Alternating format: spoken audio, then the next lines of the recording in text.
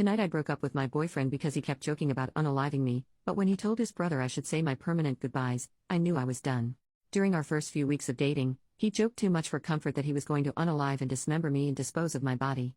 Maybe out of context, I'm being dramatic. He's very sarcastic and has dark humor. But to me it wasn't funny and caused me so much anxiety because I know the statistics. I talked to him about this. I told him repeatedly, stop joking about unaliving me. He kept on with the jokes, until I finally told him that those jokes literally scare me. He apologized and seemed to feel bad that his jokes made me scared of him. Tonight we were over 3 hours late to meet with his brother to play games, watch movies and eat dinner.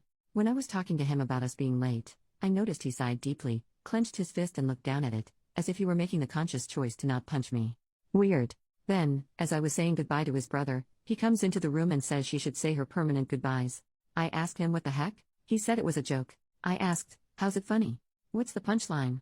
Please explain to me how that was supposed to be funny? He couldn't answer. I didn't want to get in the car with him. I walked off and thankfully my roommate picked me up and drove me home. He called later and I told him I'm done.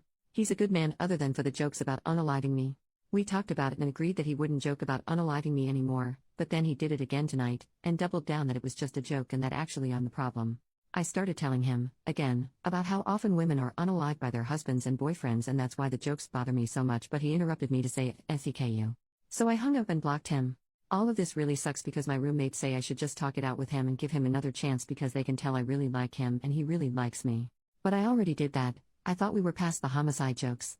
Then he did it again tonight while he was angry with me, and it caused me this awful feeling in my gut that I needed to not get in the car with him, and get away from him. I've had boyfriends and male friends in the past. None of them have ever made jokes about unaliving and dismembering me, especially multiple times after I told them to stop. Have you had friends or boyfriends that make jokes like this? Where is the humor in it? What would you do in this situation?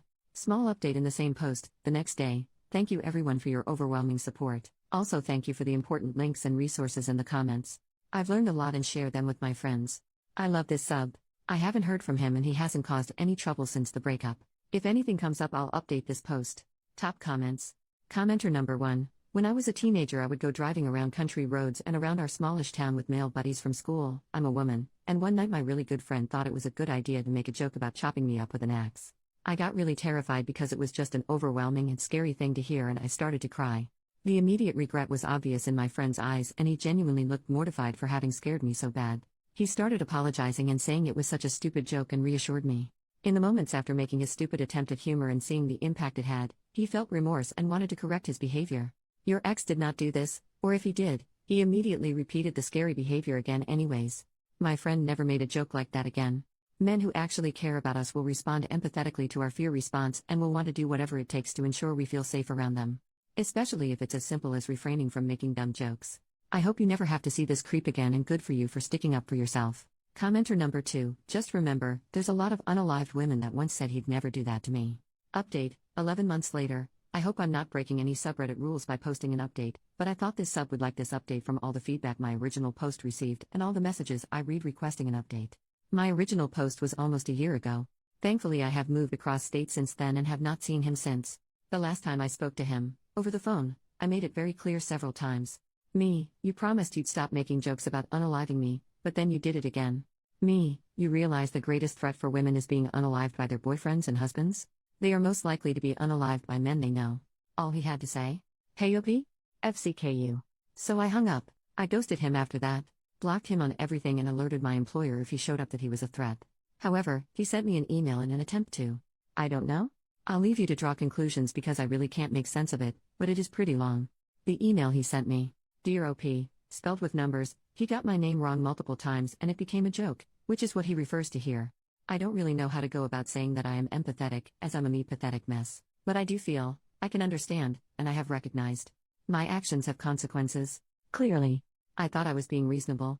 I gave you time and space. I wasn't sure how long I needed to wait, or if I should just do nothing, but I didn't know you had even blocked me, until today, as I had not called, and only texted that first day, expecting nothing back, yet now I understand. I should have known.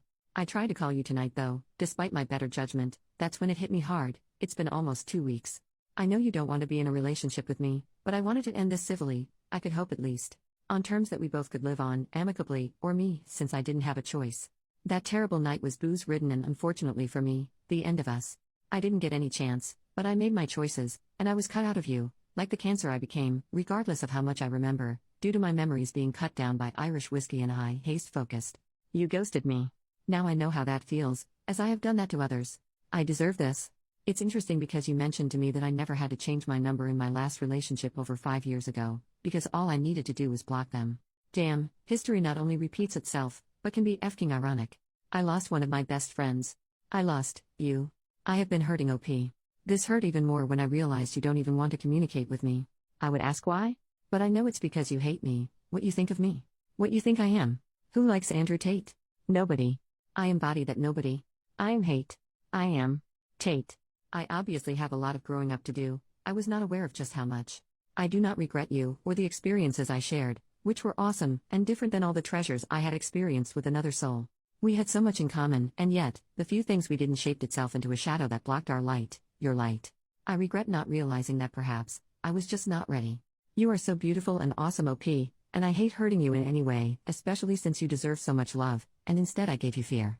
You however only gave me happiness, you made me feel wanted, so much so that it blindsided me. I haven't been that happy in a very long time, and maybe that's why I fell for you so hard and so fast, as I had been in the dark for years, and your essence got me as high as a kite. I could see the sky for once. I was flying.